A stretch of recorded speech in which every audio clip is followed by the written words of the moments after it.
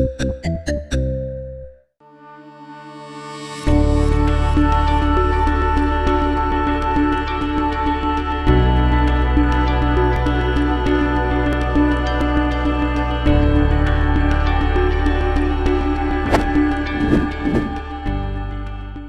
student, Assalamu alaikum. This is Laiba Tariq, your biology instructor from tutorial.pk.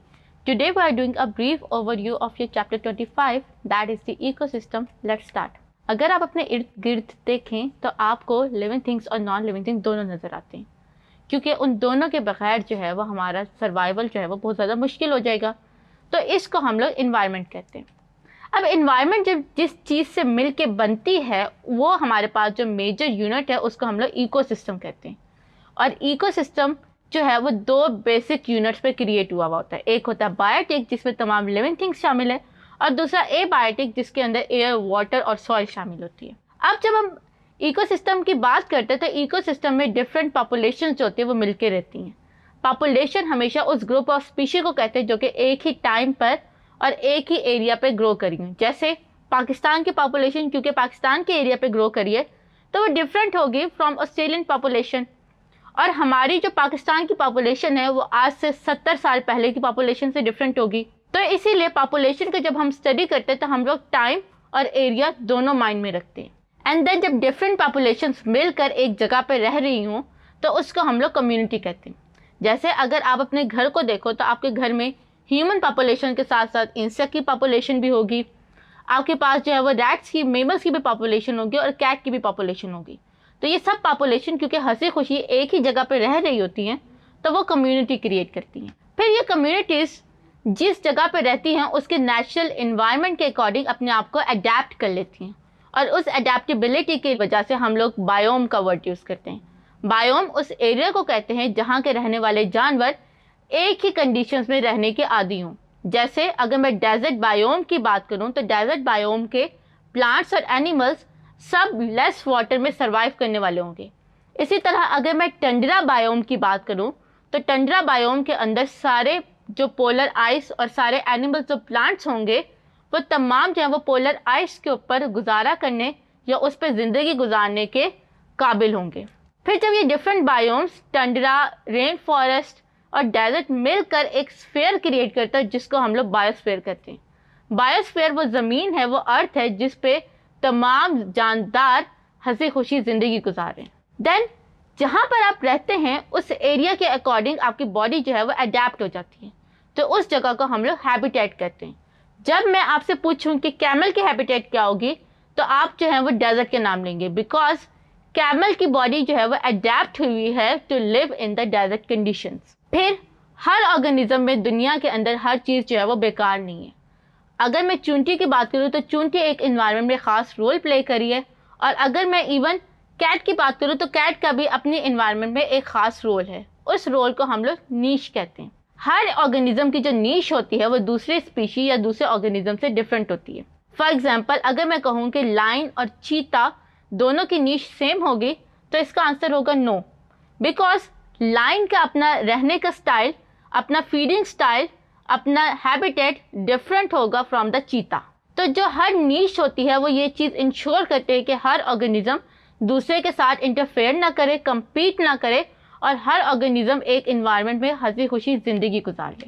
तो जो नीश का word था वो चार्ल्स एल्टन ने जो था वो यूज़ किया था, और ये उसकी डेफिनेशन के अकॉर्डिंग जो है वो एक इन्वायरमेंट में किसी भी ऑर्गेनिज्म का बेसिक रोल है। जब एक पॉपुलेशन की बात करूँ किसी इन्वायरमेंट में तो उसकी स्टडी को हम लोग ऑटो इकोलॉजी कहेंगे। यानी अगर मेरे पास जो है वो डिफरेंट ग्रास है तो मैं जब एक इन्वायरमेंट में जो होता है वो सर्टेन पौधे होते हैं, लेकिन अगर मैं सिर्फ ग्रास को ही स्टडी कर रही हूँ तो वो जो होगी वो ऑटो इकोलॉजी कहेगी। लेकिन अगर मैं उस इन्वायरमेंट के सारे पौधों को स्टडी करूँ और उनका आपस में एक दूसरे के ऊपर रिलेशन या इन्वायरमेंट के रिलेशन को स्टडी करूँ तो वो सिंकोलॉजी स्टडी होगी।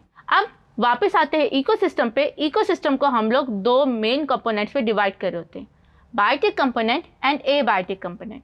जब बायोटिक कंपोनेंट में तमाम लिविंग ऑर्गेनिज्म शामिल होते हैं जिनमें एनिमल्स, प्लांट्स, माइक्रो ऑर्गेनिज्म और फंजाई शामिल हैं, जबकि एबायोटिक कंपोनेंट में आपके पास एटमॉस्फेयर, वाटर और सॉइल, ये तीनों कंपोनेंट्स जो हैं वो शामिल होते हैं। फिर ये कंपोनेंट्स जो होते हैं, ये एबायोटिक कंपोनेंट्स हमारी अर्थ के ऊपर जो होता है वो सर्टेन फीडिंग एलिमेंट्स जो होता है वो क्रिएट करते हैं। उनमें जो होता है वो सर्कुलेशन या feeding of the elements environment के अंदर, तो वो एक दूसरे के ऊपर जो होता है वो डिपेंडेंट होते हैं। अगर मैं सिर्फ लिविंग थिंग्स की बात करूँ तो लिविंग थिंग्स के अंदर because of their different feeding habits हम लोग लिविंग थिंग्स को 3 कैटेगरीज में डिवाइड करते हैं, producers, consumers and decomposers. Producers ये वो ऑर्गेनिजम्स होते हैं जो कि अपनी फूड खुद प्रिपेयर करते हैं। इनमें कॉमनली आपके पास प्लांट्स और एल्गी शामिल हैं।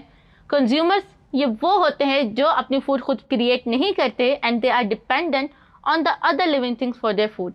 इनमें हमारे पास हर्बीवोर्स आते हैं, कार्निवोर्स आते हैं एंड ओमनिवोर्स आते हैं। और आखिर में हमारे पास डिकम्पोजर्स होते हैं जो कि डेड ऑर्गेनिजम्स के वेस्ट यानी कि हमारी बॉडी से निकलने वाले डंग और यूरिन के ऊपर सर्वाइव कर रहे होते हैं।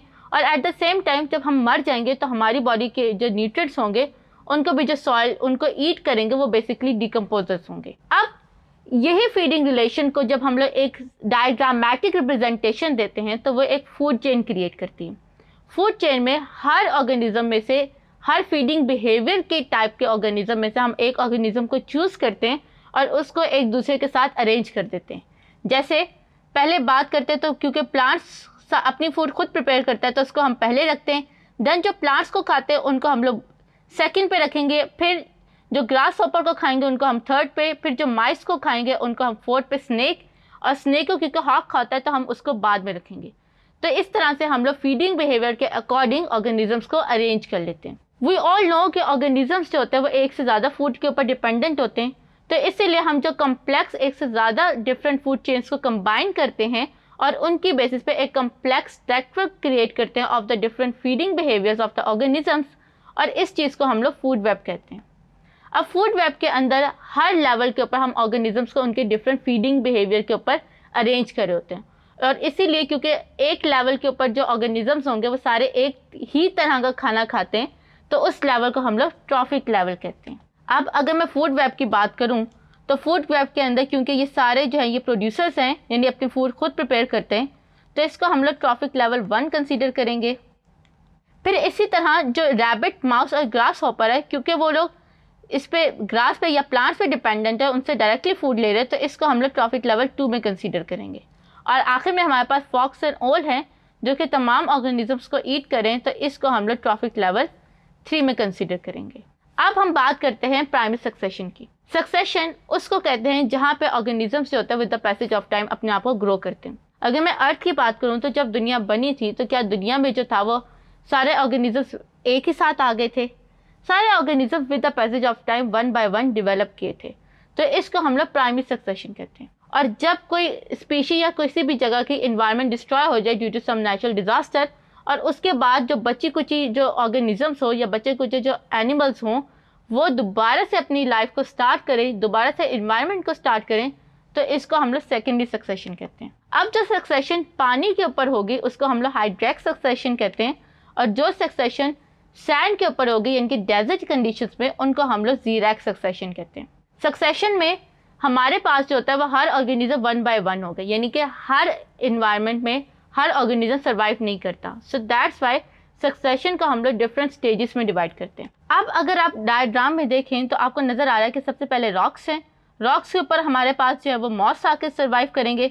मॉस क्योंकि ऐसी कंडीशन में ग्रो कर सकते हैं जो कि लेस वाटर और लेस सॉइल हो, और उनके आने से जो है वो हमारे पास सॉइल क्रिएट होती है, तो उस सॉइल की वजह से हमारे पास हर्ब्स आएंगे, फिर हर्ब्स के बाद हमारे पास शर्ब्स आएंगी, और शर्ब जो है वो फाइनली ट्रीज या ऐसी कम्युनिटी को जो है वो स्टैब्लिश कर देंगे जो कि फुली ग्रोन या फुली ब्लूम कम्युनिटी होगी। तो इस तरह से 1 बाय 1 हमारे पास जो होता है वो कम्युनिटी अपने आप को ग्रो करवाती है, स्टैब्लिश करती है, और फाइनली हमारे पास एक फुल फ्लैज हैप्पी इन्वायरमेंट या हैप्पी कम्युनिटी जो होती है वो क्रिएट हो जाती है। फिर हम बात करते हैं कि हर ऑर्गेनिज्म में जो होता है वो एक शिकारी होता है और दूसरा शिकार होता है, यानी कि क्योंकि ऑर्गेनिजम्स में जो होते हैं सारे ऑर्गेनिज्म अपने फूड खुद प्रिपेयर नहीं कर सकते और उनमें से कुछ दूसरे एनिमल्स को खाते हैं, तो जिन एनिमल्स को खाया जाता है उनको हम लोग प्रे कहते हैं, और जो शिकार करते हैं उनको हम लोग प्रीडेटर कहते हैं। तो जब किसी भी एनवायरनमेंट में प्रे का नंबर बहुत ज़्यादा होगा तो उसको हंट करने वाले शिकारी भी जो होंगे वो बहुत ज़्यादा हो जाएंगे, और जब किसी एनवायरनमेंट में शिकार ख़त्म होना शुरू हो जाएगा तो उनके एनवायरनमेंट में जो शिकारी होंगे वो भी मरना शुरू हो जाएंगे। तो प्रीडेटर्स और प्रे का पॉपुलेशन का जो साइज होता है वो एक दूसरे पे डिपेंडेंट होता है। देन हम बात करते हैं सिम्बायोसिस की। किसी भी ऑर्गेनिज्म जब इन्वायरमेंट में रहता है तो वो दूसरे ऑर्गेनिज्म के साथ डिफरेंट रिलेशनशिप क्रिएट करते हैं और उन रिलेशनशिप्स को हम लोग सिम्बायोसिस कहते हैं। हमारे पास 3 तरह के रिलेशनशिप्स हैं, mutualism, parasitism and commensalism. Parasitism ये वो रिलेशन होता है जिसमें एक ऑर्गेनिज्म को फ़ायदा हो रहा होता है और दूसरे ऑर्गेनिज्म को नुकसान हो रहा होता है। तो जिसको फ़ायदा हो रहा होता है वो जो है वो फुली ग्रो कर रहा होता है और जिसको नुकसान हो रहा होता है वो with the passage of time उसकी जो हेल्थ होती है, जो उसकी जो बॉडी होती है वो वीक से वीक होना शुरू हो जाती है। तो हमारे पास 2 तरह के पैरासाइट्स होते हैं जो कि होस्ट की बॉडी के ऊपर रहते हैं, उनको हम एक्टोपैरासाइट्स कहते हैं, और जो होस्ट की बॉडी के अंदर रहते हैं उनको हम लोग एंडोपैरासाइट्स कहते हैं। फिर हमारे पास दूसरा रिलेशन होता है जिसको हम लोग म्यूचुअलिज्म कहते हैं। ये वो रिलेशन होता है जिसमें एक ऑर्गेनिज्म दूसरे ऑर्गेनिज्म को बेनिफिट दे रहा होता है, यानी कि दोनों को फ़ायदा हो रहा होता है। अगर मैं पेट्स और ह्यूमंस की बात करूँ तो जो हमारे पेट्स होते हैं वो हमें कंपेनियनशिप देते हैं, जबकि ह्यूमंस जो होते हैं वो उनको शेल्टर देते हैं और फूड देते हैं। तो इस तरह से दोनों को एक दूसरे से फ़ायदा हो रहा होता है और ये एक म्यूचुअलिज्म की क्लासिकल एग्जाम्पल है। फिर हम बात करते हैं कमेंसलिज्म की। कमेंसलिज्म में एक ऑर्गेनिज्म को फ़ायदा होता है और दूसरे को ना फ़ायदा ना नुकसान होता है। फॉर एग्जाम्पल अगर मैं बात करूँ तो बार्निकल्स की, कुछ बड़ी मछलियाँ जो व्हेल्स वगैरह होते हैं उनके साथ जो होता है वो कुछ बार्निकल जिनके शेल्स अटैच होते हैं। जब वो मछलियाँ जो होती है वो एक जगह से दूसरी जगह मूव करते हैं तो अपने साथ शेल्स को भी कैरी कर लेती है, क्योंकि जो शेल्स होते हैं वो अकेले समंदर की लहरों को बर्दाश्त नहीं कर सकते। और इस तरह जो आपके चैप्टर में गिवन है वो ये है कि जो शार्क होते हैं उनके साथ स्मॉल फिशेस होती हैं जो शार्क के लेफ्ट ओवर फूड के ऊपर गुजारा करी होती हैं। शार्क्स को या बड़ी मछलियों को उनसे ना फ़ायदा होता है ना नुकसान, लेकिन छोटी मछलियों को शार्क की वजह से फूड अवेलेबल हो रही होती है तो उनको फ़ायदा होता है। देन हमारे पास जो है वो बहुत से ऑर्गेनिजम्स ऐसे भी होते हैं जो कि ग्रास को खाते हैं, तो इसको हम लोग जो है वो ग्रेजिंग का फिनोमेना कहते हैं। अब जो ग्रेजिंग होती है वो एक तरह से वो ऑर्गेनिजम्स को किल भी नहीं करे लेकिन अपने फूड को जो है वो ले रहे होते हैं। ग्रेजिंग अगर बहुत लिमिट से ज़्यादा हो जाती है तो उस वजह से जो सॉइल होती है उसके ऊपर जो ग्रास होती है वो ख़त्म हो जाती है, और जब ग्रास ख़त्म होगी तो वो जो लैंड होती है वो बैरन हो जाती है, यानी कि दोबारा से कल्टीवेट के काबिल नहीं रहती। फिर हमारे पास जो न्यूट्रिएंट्स होते हैं वो अपने आप को दोबारा से अर्थ के अंदर वापस ले आते हैं, यानी अपने आप को रिसाइकिल करते हैं। जैसे पानी जो होता है वो सर्टेन पैटर्न से वापस आ जाता है, इनफाइनाइट सोर्स है। नाइट्रोजन जो है वो भी हमारे एयर से जो है वो लैंड में वापस आते हैं और फिर वापस लैंड से चली जाती है। तो जो ये साइकिल्स होते हैं ये मेक श्योर करते हैं कि हमारे पास जो न्यूट्रिएंट्स हैं वो हमेशा इनफाइनाइट रिसोर्स में हो या वो जो है वो with the passage of time deplete ना हो। तो अगर मैं नाइट्रोजन साइकिल की बात करूँ तो नाइट्रोजन साइकिल ये वो साइकिल है जिसके थ्रू एयर से नाइट्रोजन जो है वो लैंड में आती है, लैंड से फिर वो वापस एयर में जाती है। तो इसमें जो सबसे पहला स्टेप होता है वो होता है nitrogen fixation. We all know कि एयर के अंदर नाइट्रोजन जो है वो 78% है। उस 78% एयर की नाइट्रोजन को लैंड के या सॉइल के अंदर लाने के प्रोसेस को या अमोनिया में कन्वर्ट करने के प्रोसेस को हम लोग नाइट्रोजन फिक्सेशन कहते हैं। ये by with the help of bacterias भी होती है, लाइटनिंग के प्रोसेस से भी होती है, और इंडस्ट्रीज में भी हम एयर की नाइट्रोजन को फिक्स करते हैं in the form of urea. फिर हम लोग बात करते हैं अम्यूनिफिकेशन की। हमारी बॉडी के अंदर जो नाइट्रोजन है वो स्टोर हुई हुई है, और जब लिविंग थिंग्स की डेथ होती है तो उनकी डेथ के बाद जो स्टोर नाइट्रोजन है वो वापस लैंड के अंदर जो है वो अमोनिया के फॉर्म में वापस दे दी जाती है। तो इस प्रोसेस को हम लोग अम्यूनिफिकेशन या डीकम्पोजिशन कहते हैं। फिर हम जब सॉइल के अंदर जब अमोनिया की या अमोनियम नाइट्रोजनस कंपाउंड की जो क्वांटिटी होती है वो बहुत ज़्यादा हो जाती है तो प्लांट्स उनको यूज़ करते हैं to grow properly to create their proteins and DNA. और जब एनिमल्स उन प्लांट्स को खाते हैं तो उनकी बॉडी के अंदर वो नाइट्रोजन आ जाती है, और फिर जब उन एनिमल्स को ह्यूमंस खाते हैं तो ह्यूमंस के अंदर जो होता है वो एनिमल्स की नाइट्रोजन वापस आ जाती है। तो नाइट्रोजनस कंपाउंड के यूजेज को हम लोग एसिमिलेशन कहते हैं। और फिर आखिर में आती है नाइट्रिफिकेशन।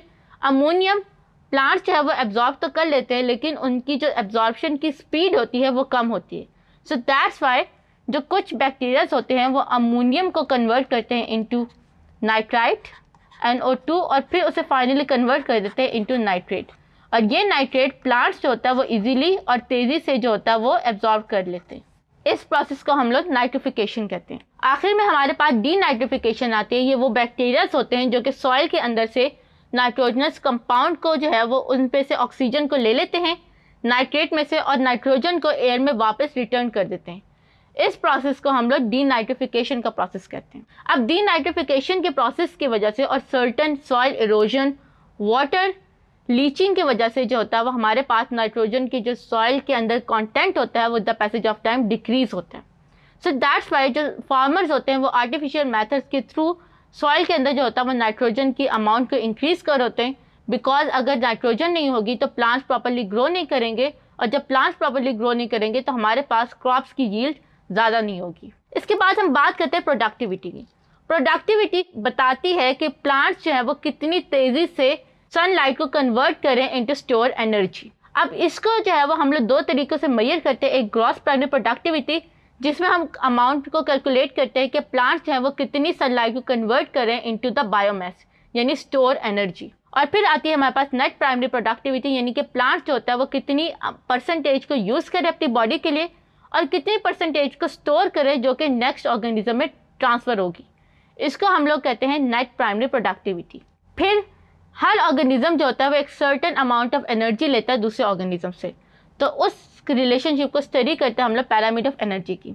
जैसे कि मैंने आपको बताया था कि जो प्लांट्स होते हैं वो सनलाइट से 100% एनर्जी लेते हैं, तो उन 100% में से वो 90% अपनी बॉडी के अंदर यूज़ कर लेते हैं और 10% स्टोर करते हैं।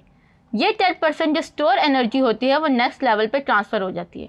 फिर अगेन हर ऑर्गेनिज्म जो होता है वो 9 पार्ट्स जो होता है वो उसको टोटल एनर्जी के खुद यूज़ करता है और 1 पार्ट जो होता है वो नेक्स्ट को देता है। तो इस तरह जैसे जैसे हम ट्रॉफिक लेवल में ऊपर जाते जाते हमारे पास जो एनर्जी की अमाउंट होती है वो लेस होती जाती है। जो पैरामीटर ऑफ एनर्जी है ये आपके एनर्जी रिलेशनशिप को between the different organisms study करने में काफ़ी ज़्यादा इंपॉर्टेंट रोल प्ले करते हैं।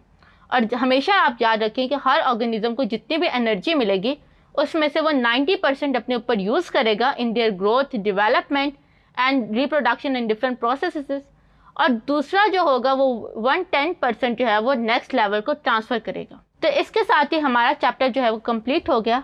आई होप आपको आज की समरी अच्छे से समझ आ गई होगी। This is Laiba Tariq from tutorial.pk signing off. See you in the next chapter. Take care. Allah Hafiz.